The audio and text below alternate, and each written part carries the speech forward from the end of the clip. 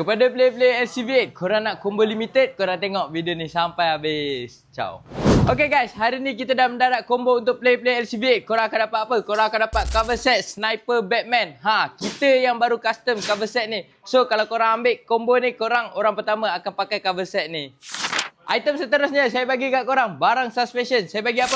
Mono MRU warna merah hitam. Korang ada dua saiz, 203 dengan 205. Saya ambil sekali dengan fork katil standard Espada dah lowered 1.5 inci. Baru lawa motor korang. Korang yang pakai brake system standard tu, ni saya bagi caliper P9 Magic Boy 4 port depan. Saya bagi P8 2 port untuk belakang. Saya bagi sekali dengan hose brake RS8 warna merah depan belakang. So, item yang saya add on kat korang, saya bagi spoiler color hitam. Baru lawa kena dengan cover set. Saya add on sekali dengan sprocket guide full CNC warna hitam juga untuk korang. Item terakhir saya bagi kat korang, sport rim SP522 custom Enkai. Saya bagi sekali dengan disc skin drag rebate warna merah. Baru lawa motor korang. Okay guys, untuk combo ni berapa saya nak bagi kat korang? Saya bagi dengan harga RM2,375.